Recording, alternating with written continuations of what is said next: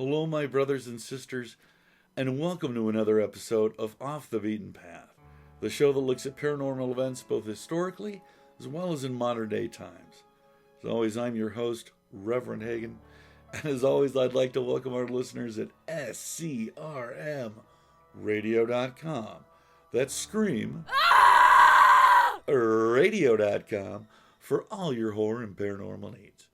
Now, my brothers and sisters, normally we have looked at historical events.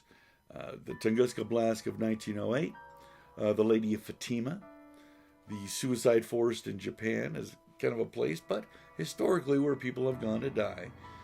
Today we're going to be looking at something a little different. We're going to be looking at the Tejon Ranch that's up here in the high desert of Southern California where I live, as well as UFOs during this coronavirus. According to my sources, there's kind of a minor or major, depending on who you talk to, wave of UFOs during this crisis. Weird. Now, to give you a little bit of background on myself and UFOs, I've had a number of experiences with UFOs. I've seen more than one craft in the sky on more than one occasion. Can I definitively say that they're alien? No, I'm not an expert in identifying objects in the sky. I'm not an astronomer. I'm not a pilot. But I have been doing paranormal investigations for over 30 years. Does that qualify me in any way to identify an aerial phenomenon? Of course it doesn't. I can only go on this particular instance by my own experience. As a kid and as an adult, I've been seeing these things. I've also had a number of, believe it or not, alien abduction experiences myself, which have not been pleasant, to put it mildly. I'm not going to get into them. If you want to talk more about those, or if you feel like you're having some of those, you can email me at rev.hagen@gmail.com. It's also in the description below. And we can talk about it if you'd like. But there's something going on. In my opinion, we've been visited for a very long time now. Not just since 1947 in the famous Roswell crash, but way before then. Even in the turn of the century, there were aerial phenomena that was recorded. And if you're an Ancient Aliens fan, which, don't get me wrong, I'm a fan of the show. I think it's a kick in the pants. And Dr. Sitchin and Chariots of the Gods, Dr. Sitchin's writing in books and Chariots of the Gods, I was just drawn to like a magnet as a kid. I agree with some of those theories, but I think the show's gotten a little bananas. That's just my opinion. I'm not down on those guys. They've been studying this stuff for a very long time. But what made me sad is because of that particular show, Ancient Aliens, the History Channel, which I still like watching, but I used to just love, has gone from being about history to being about really off-the-wall subjects, some of which, on the shows that I've seen, I know are incorrect. Even when they're just talking about a paranormal phenomenon, something that I've studied for a long time. So, I now kind of take Ancient Aliens with a grain of salt. A lot of their episodes. I don't believe that because you found some muck on the ground and a hieroglyph that, well, obviously the toothpaste was given to ancient man by Ancient Aliens. I just don't follow their logic. They have a lot of leaps in logic for me that weren't Sitchin's, you know. They weren't in Chariots of the Gods, even though there were some problems even with that book. The guy who wrote it, who I can't remember, but is coming up on the screen now for you, says that it was a smear campaign against him. Who knows? Anyway, the long and the short of it, in light of my rambling, which I'm apt to do, is that they've been here for a long time, I believe, UFOs. So, Up here in the high desert of Southern California is a place called the Tejon Ranch. It sounds very ambiguous.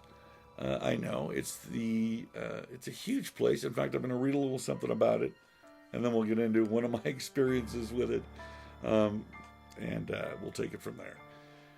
To read off of Google, of all places, you know, when you type in something on Google, it gives you a little description. I'll give you there's a Tejon Ranch.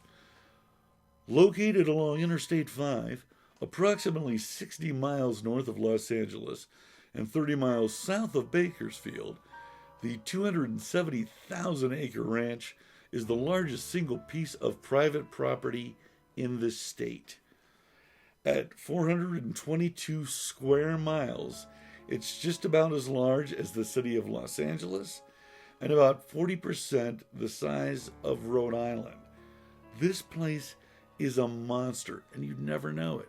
If you go down Highway 58, you can see signs for the Tejon Ranch starting. And way down on Highway 5, in the Grapevine, you can see Tejon Ranch again. This thing is a monster. A map's going to be coming up on it here. If you're watching this on YouTube, if you're listening, I can only read you when I read you the square footage on it. But this thing is huge. And there's cattle on it for sure. But this thing is owned by the same people that own Skunk Works. And there are a ton of underground tunnels beneath this place. That's not me as paranoid conspiracy guy, rev.hagen, which I am and I'm not. That's just an engineering fact. The strange lights that have been seen above Tejon Ranch, the craft that have been seen.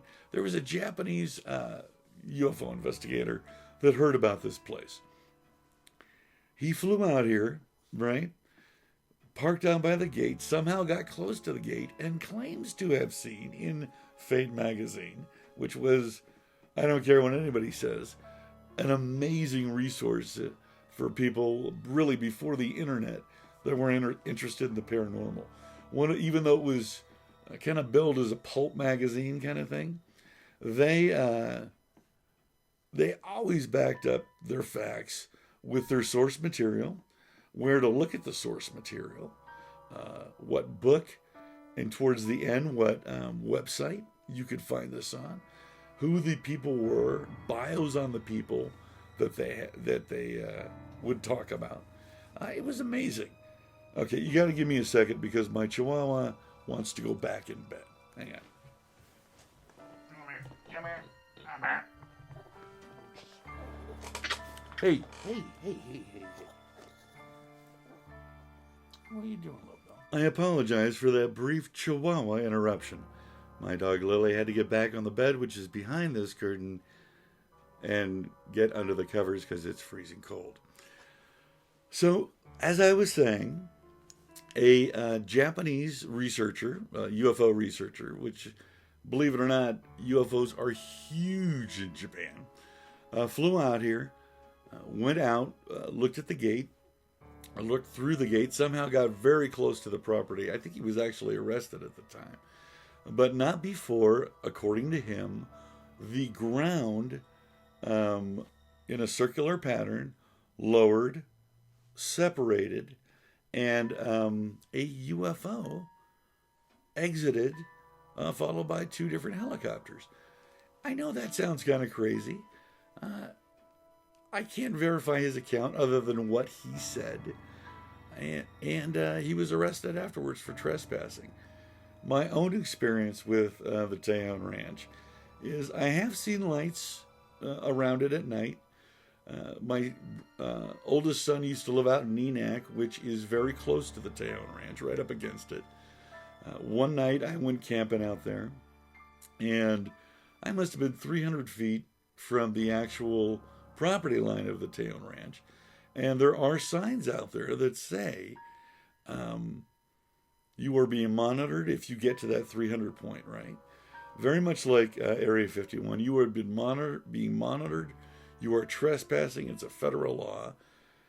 I'm just camping out there with this night vision contraption that I had on.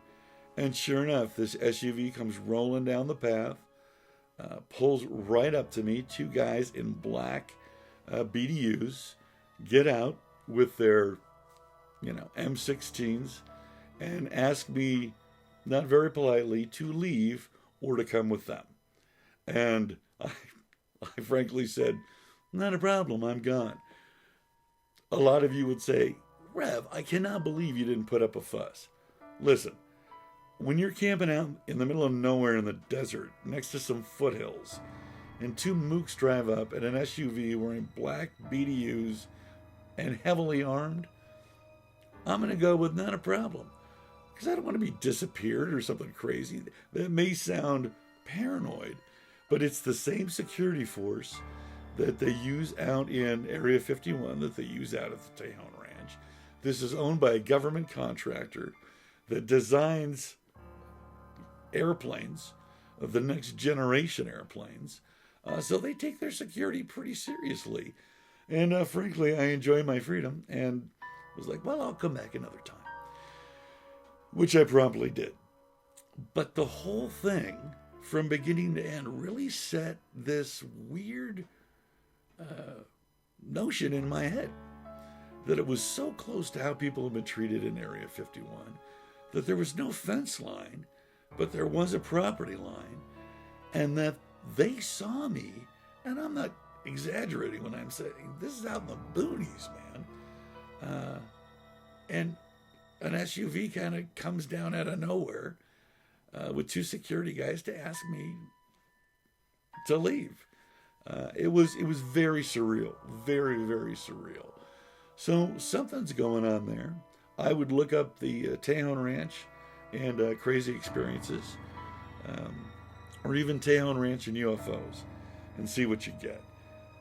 I will leave links down below to different articles about the Tejon Ranch, because primarily what I wanted to talk about today or tonight was this weird flap of UFOs that's been going on since the virus hit. Now, my sources are schmoes.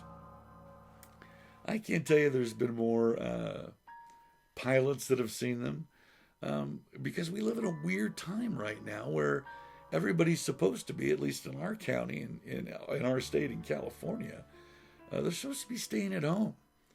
They're not supposed to leave their homes. They're only supposed to leave their homes if there's a medical emergency, if they need to get gas, or if they're essential. Now, as a live-in caregiver, I am essential. If I get pulled over, which is starting to happen, believe it or not, I have to show proof of who I am and what I'm doing. It's a strange time to be alive, right? It's wonderful, isn't it? But consequently, there's not a lot of people that are going outside. But the people that are, at least on the West Coast and in Ohio, are seeing things. Now, my buddy in Ohio that I went to school with, and not high school, he was somebody I met later on in another life. I must have had 5 or 6 lives at 55, which I think a lot of us have. Excuse me if my voice does go out. Let me take a drink real quick. Hopefully the focus won't get too... It did, so I edited that out. I think most of us have had more than one lives in the way our world has progressed. It used to be that if you were a plumber, you were a plumber the rest of your life. Because of the way the economy's been since I was a kid, it's not the case anymore.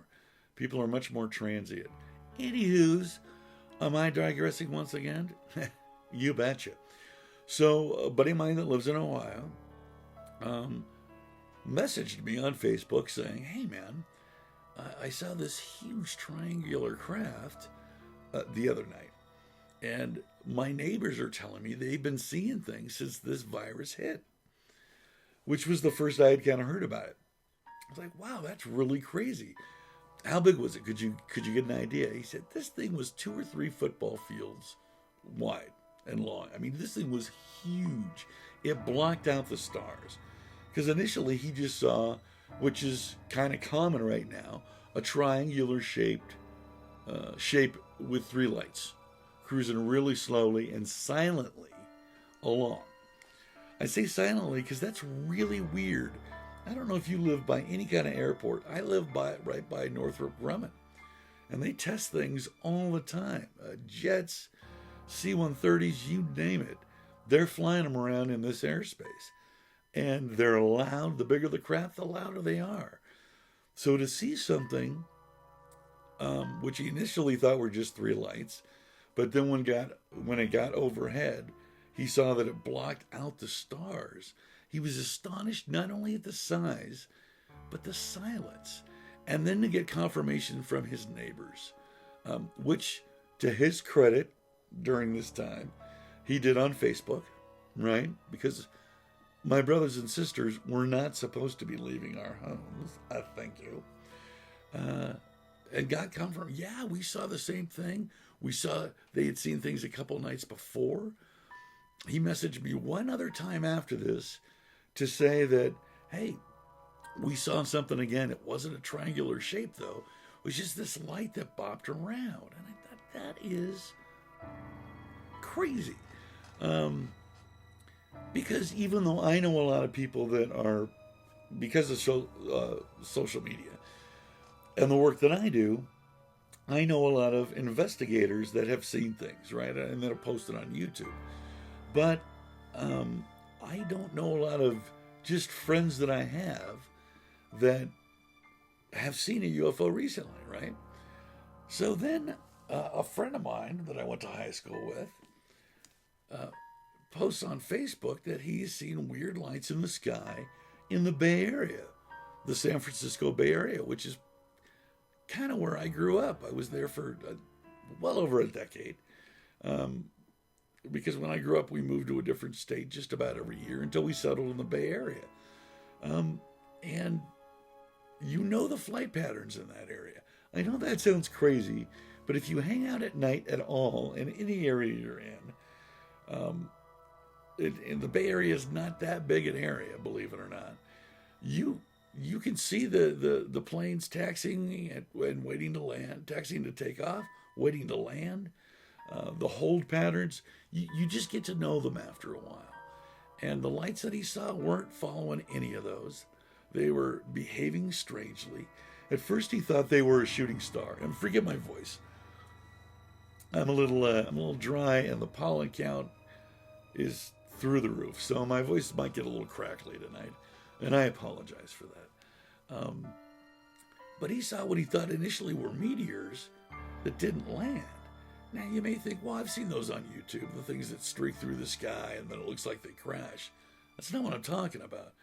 I'm talking about a shooting star that doesn't accelerate, it decelerates, and then starts moving in strange patterns. That is wild. And he's only seen these things since the coronavirus. I have another friend who lives in Oregon who posted on her Facebook page, these videos. Now, I ended up not being able to use most of them. There was one that I could use. And I don't doubt her. I've known her for a while. I ended up messaging her and saying, hey, I actually look at this stuff. Is there any way you could forward me some of the emails? Or some, not the emails, but the videos. And while she did, a lot of them, you could see the lights moving in her glasses, but she was videoing herself watching this event. And I just didn't feel comfortable posting that. I don't, for the most part, cite my sources unless it's a historical event. Where Angels Fear to Tread, which is my paranormal group, all we're trying to do now is help people. We're not trying to prove anything any longer. We've been doing this a long time. I have anyway. And now we just try to help people that are scared.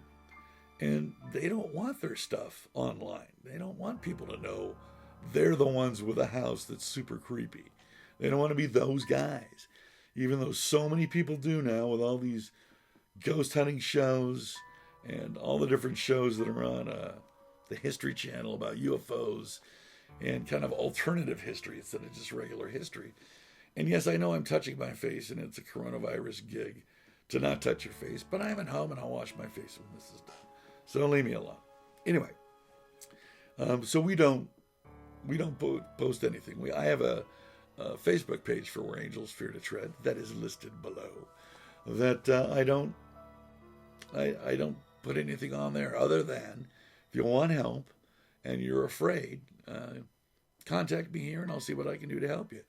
You can also reach me, I think I said this earlier, but at rev.hagen@gmail.com. And that's listed below as well in the description deal here. If you've got something, a paranormal case, something that's really scary, if we can help you, we can. We're a group that doesn't charge for it. We're not trying to make money off of this. The only thing we usually ask people to pay is travel and expenses. That's about it, because we're not a healthily funded operation. As you can tell by the lighting and the amazing sets that are here on the show.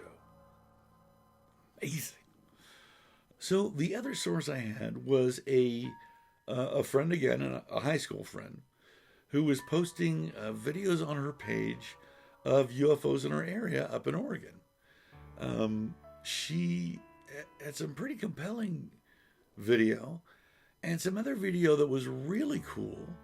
But the problem was that the camera was pointing towards her, so you could see these lights that I thought initially were lights in the sky, and they may have been, but they were reflected in her glasses because the light came on in the car and you could see her face. And even though you could see lights moving in the reflection of her glasses, I just didn't feel right putting that on air, to be honest with you. I don't, again, I don't publish my sources. Mostly because at Where Angels Fear to Tread, which is our paranormal group, we're not out to prove anything any longer. I don't care if you guys believe this or not. I hope you do. I hope you trust the Rev. But for a number of reasons, most of the people that come to us now are just scared. Those are the cases we take. People that are afraid because something's happening usually in their home and they don't know what to do about it. They're not looking to become a celebrity. They don't want anybody to know about it. They just want help, right? Which is strange in this world. For me, that's how you can kind of tell the difference between all these ghost hunting shows on television and real paranormal experiences. I'm not saying that some of these shows don't catch real paranormal stuff. Some I think are very valid, and I won't tell you which ones are and which ones aren't because I don't want a lawsuit. But we don't do that because we're just trying to help people. And I don't want to make any of my friends that have come to me with these UFO stories and experiences, those guys. You're that guy that saw the UFO. No, we're not going to do that. So, a historical event's different, right? I can cite my sources on that. It's a historical event. This is not. This is happening now. So, I will show you this video. Here's one video of where she scans to the moon. Okay,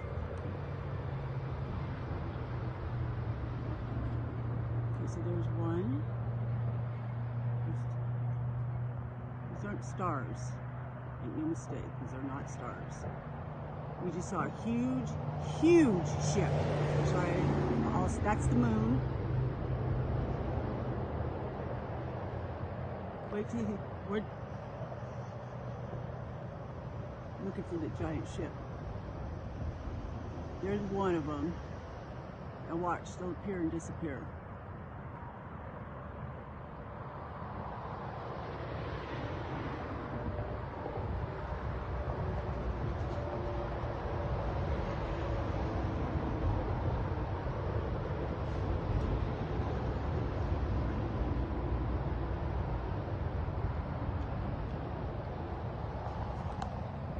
And then she scans back. You can see a craft bopping around.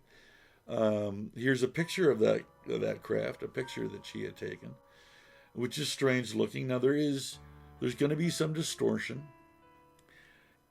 Am I saying that this proves that she saw something in the sky, or that any of my people that have told me this have seen something in the sky? No. But they don't have to prove it to me. These are people that are trying to let me know of something that's happening.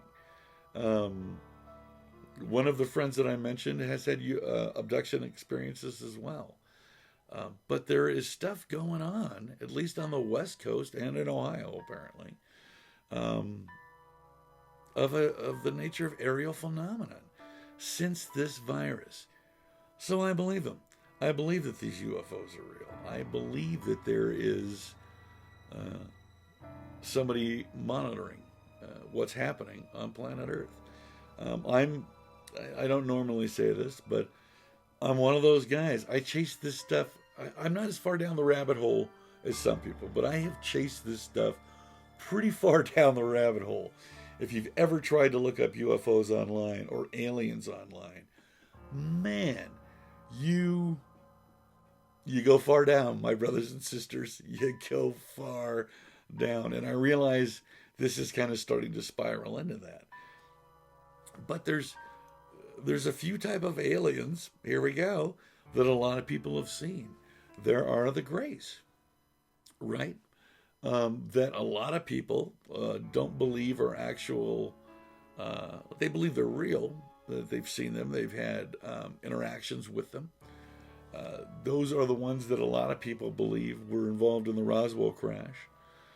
A lot of people also believe that they are not strictly sentient, that they're more almost like drones themselves, that they're biomechanical robots. Man, believe me, even hearing this stuff come out of my mouth, I go, I wince a bit. But I'm telling you, this is the deal, my brothers and sisters. There's one that's very close to that, that really shook me when I saw it, was Whitley Strieber's experiences with what he calls the visitors. And on the cover of Communion, that's coming up here, this is how he described his encounters was with what he calls the visitors. Now, reading his books brought back a lot for me that I hadn't remembered. It really kind of shook me. UFOs, one of the reasons I don't investigate them as much as I do other paranormal events, is because they absolutely terrify me. Reading those accounts and remembering my fear and my terror when I was taken, it's this weird idea that it doesn't matter if it's night or day. It doesn't matter if you're with people or not. These experiences happen. I'll tell you a brief one when I was a kid that I didn't think I was going to tell you, but I'm going to tell you anyway. It was during the 70s, the late 70s, or mid 70s. I think it was 77. And my parents were having a cocktail party, which people did in 1977. So most of the people that were there were neighbors or some of my dad's business associates. And they're dressed up, having a cocktail party, and me and a few of the other neighborhood kids were in our backyard. And when we noticed over the hill this light traveling at 45-degree angles in sharp kind of movements, that we knew planes didn't fly that way. And we didn't hear anything. We didn't hear a helicopter or anything, but it was a ways away, probably about a mile or two away. Well, this light started to come towards us, and I looked in the room, or in our house. Our house at the time, the back wall was almost solid windows. It was beautiful, from ceiling to floor. So you could see, and then the lights were on inside, and they weren't outside. So you had a pretty clear view about what was going on in the cocktail party. So as this light starts approaching, my parents and everybody at the party started moving in slow motion, almost robotically, in a very terrifying way. I had no reference for it as a kid. the only shows and stuff that we had on that was really cheesy sci-fi, like the $6 Million Man, for goodness sakes, or the Twilight Zone. But people didn't, there were no abduction experience shows, things going on at the time. So I had no reference for any of this. And I look back and the light's getting closer and closer. Now, this is about 9 o'clock at night when this whole thing started. As this thing approaches, it splits into two, and then a small 2-engine plane flies right overhead. And I mean like about 100 yards over us. And we all went, whoa, because planes didn't fly over our house, ever. Saratoga in Northern California is a very rich community. I'm not saying that the airspace there is unflyable, but planes just didn't fly over our house like that. And at the same time, our parents start calling us to come in, and it's 2 o'clock in the morning. Somehow we went from 9 o'clock to 2 o'clock in the morning, and our parents were kind of pissed because they'd been looking for us, they said, for about 20 minutes. And then there we were on our lawn in the backyard. Absolutely terrified me. But I didn't think much of it, which is weird in and of itself. Or is it? Because I'm telling you, my brothers and sisters, a lot of people, when they have when they'll have an experience that should not have happened, where you look at something, and that was one of my first, where you see something and you know, no, that's not right. That should not be there. Nothing in the laws of physics say that should exist or be happening. And your brain has no reference for it. And if it's a scary experience, if it's too much for you to handle, a lot of things can happen. But most people just block it out. Their brain says, no, too much. Too much. You don't need to relive this. We're going to put this on the back burner for a while. I did not believe these experiences of people, hidden memories or forgotten memories, that kind of thing. But I've had a number of them. I know a lot of skeptics will say, well, during hypnosis, somebody will walk you through it, or you just really wanted to identify with Whitley Strieber, and that's why when you read his book, a lot of this, you started remembering a lot of this stuff. I guess that could be true. But the physical reaction that I had to it and the PTSD-like experiences that I've had since because of those, and I've had those because of serving in the United States Army as well. For me, no, I don't buy it. And again, I'm not saying that you have to believe what I'm telling you. I know some of you won't. I know some people just don't believe in this kind of thing, and they have very rational reasons for not believing it. Oh, well, I don't know what to tell you. And that was just one experience. And since then, I've had more abduction-like experiences and missing time than I can tell you. I've lost count. The problem is when people tell me to get hypno-regressive therapy, I don't know if I want to remember. I know that sounds very cowardly, but I've watched people go through this experience. Clients of mine, I've watched tapes of documentaries on people reliving their abduction experiences. And I already know it was scary. What little I remember was horrifying. So I don't want to remember. Wow, I've just been babbling, but that's the Greys. Lord. And for me, they weren't the Greys. They were something else entirely. There's also what they call the reptilians, that you can tell by their name look like reptiles. There's something called the mantis. They almost look like insects that seem to work with the Greys. A lot of people see, believe it or not, when they get taken aboard these ships, or remember getting taken aboard these ships, that there was something huge and very insect-like, with an almost mantis-like head, which is very closely shaped to what people say and have experienced that the Greys look like, right? There's another one called the Nordics, which are my personal favorite, and I kind of wish that I'd experienced because, I'm Norwegian and I have a bit of a Viking presentation look, if you will.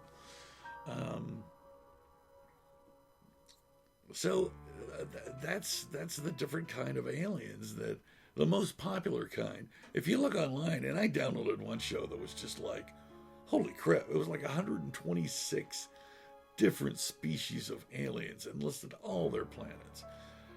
As you know, if you are a UFO buff, most people say they either come from the Orion constellation or the Sirius constellation, the Dog Star. Who knows? I don't. I have not. I've read a number of books on it. I have some peripheral knowledge of that, but that's about it. So that I know this has been a weird show, and I've rambled for a bit, but that's pretty much it. If you have any sort of UFO experience since this virus has started, please contact me via my email. I always go through email. A few of you, since I've been doing this show, have emailed me saying I'm being hunted by demons. Help me, here's my phone number. I'm going to lay some ground rules out here for you. It doesn't work that way. I'm not going to call you if you just send me a brief little deal like that with your phone number. No offense, and I know a lot of you think I'm a crackpot, but there's some very mentally ill people out there, and there's some creepy people out there too that would want to hurt the Rev, and I don't want to be hurt. So email me your experience, as much detail as you can remember. You can basically email me any experiences that you have. But what I'm looking for right now is UFO sightings since the coronavirus has happened. If you've got video or pictures, I implore you to send them to me at rev.hagen@gmail.com. Again, listed below, because I really want to investigate this further, and I'd really like to really dive into it. If I get some responses, I'm going to do a follow-up show on the kind of flap that's been happening, the UFO flap that's been happening since the coronavirus hit. But I'd love any experiences that you guys got. The next two shows that are coming up, we're going to be looking at, hopefully do a follow-up to this one. I'd really, really love your input. But I already have the Mount Pleasant Mothman experiences as told by John Keel on here. I'll get in a little bit into Hellier, a show on Amazon Prime, who looks at